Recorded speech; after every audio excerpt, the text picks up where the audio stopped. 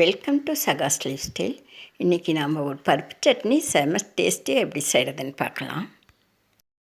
கடாயில் refined oil ஒரு spoon ஊற்றிக்கலாம். எண்ணெய் காஞ்சிருச்சு. 2 ஸ்பூன் கடலைப்பருப்பு, 2 ஸ்பூன் உளுந்து எடுத்து வச்சுருக்கேன். போட்டு நல்லா செவக்க வறுத்துக்கலாம்.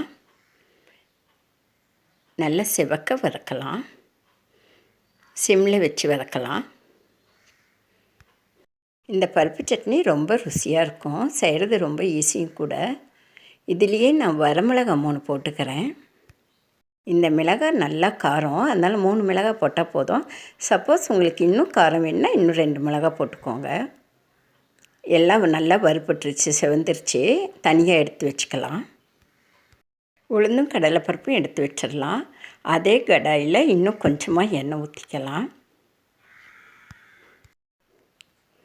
எண்ணெய் நல்லா காயட்டும். நான் 20 சின்ன வெங்காயம் உரித்து வச்சுருக்கேன். இந்த சட்னிக்கு சின்ன வெங்காயம் தான் ரொம்ப டேஸ்டியாக இருக்கும். சின்ன வெங்காயம் உடம்புக்கு நல்லதும் கூட. சின்ன வெங்காயத்தை போடுவோம். சின்ன வெங்காயத்தோட 5 பல் பூண்டு உரித்து வச்சுருக்கேன். அந்த பூண்டையும் போட்டுடலாம். வெங்காயமும் பூண்டும் நல்லா வதங்கட்டும். 5 பல் பூண்டு போடுறேன். நல்லா சிவப்பாக வதங்கட்டும். நல்லா வதங்கணும். நல்லா செவந்துருச்சு. இப்போ அரை மூடி தேங்காய் போடலாம். தேங்காவை குட்டி குட்டியாக கட் பண்ணி வச்சுருக்கேன். அதையும் போட்டு இதோட வறுத்தரலாம். தேங்காவும் நல்லா சிவக்க வதங்கணும். நல்லா கலந்து விடலாம். வெங்காயமும் தேங்காயும் நல்லா செவந்து வதங்கிருச்சு. 2 நல்லா வதக்கணுமா. சப்போஸ் சட்னி மீதி இருந்தால் கூட கெட்டு போகாது. ரொம்ப நேரத்துக்கு தாங்கும். நல்லா டேஸ்டியாக இருக்கும். அதனால் வெங்காயத்தையும் தேங்காயையும் நல்லா செவக்க வதக்கிடணும். நல்லா கலந்து விட்டு 2 பெரிய தக்காளி பழத்தை கழுவி கட் பண்ணி வச்சுருக்கேன். அதையும் இதோடு போட்டு நல்லா வதக்கிடலாம். நல்லா கலந்து விடலாம். 3 நல்லா கலந்து வதங்கணும். அந்தளவுக்கு வதக்கி விடலாம்.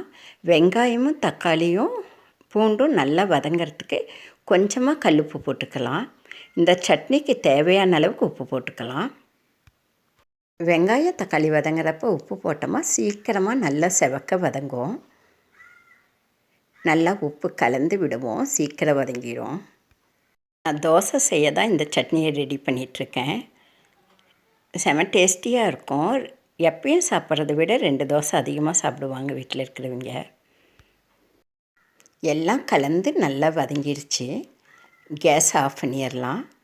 நல்லா ஆற வச்சு சட்னி அரைச்சிக்கலாம். ஆற வச்சு அரைச்சி எடுத்தாச்சு.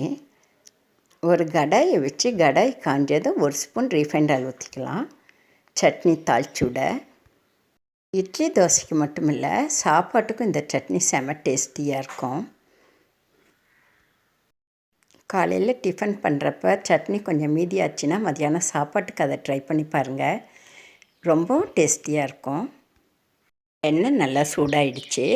கடுகு உளுத்தம்பருப்பு போட்டுக்கலாம். கடுகு உளுத்தம்பருப்பு நல்லா பொரியட்டும். படபடன்னு பொரிஞ்சால் தான் நல்லாயிருக்கும். கருவேப்பிலை ஒரு கை போட்டுக்கலாம். சிம்மில் வச்சு நல்லா வதக்கி விடுவோம். நல்லா பொரிஞ்சிருச்சு. அரைச்சி வச்ச சட்னியை போட்டுடலாம். சட்னி ரொம்ப நேரம் கொதிக்கணுன்றதில்ல. போட்டு ஒரு கிளறினமா போதும். என் வீடியோக்கு லைக் பண்ணுங்கள், ஷேர் பண்ணுங்கள், கமெண்ட் பண்ணுங்கள், சப்ஸ்கிரைப் பண்ணுங்கள். சட்னி ஆயிடுச்சு. கேஸ் ஆஃப் பண்ணிடலாம். நான் அன்னன்னைக்கு தேவையான அன்றாட சமையலை தான் ஈஸியாக எப்படி செய்கிறதுன்னு வீடியோ பண்ணிகிட்ருக்கேன். Support for me. மறக்காமல் சப்ஸ்கிரைப் பண்ணுங்கள். வாங்க சாப்பிடலாம். என் வீடியோ பார்த்த உங்களுக்கு என் மனமார்ந்த நன்றிகள். நம்ம அடுத்த வீடியோவில் சந்திக்கலாம்.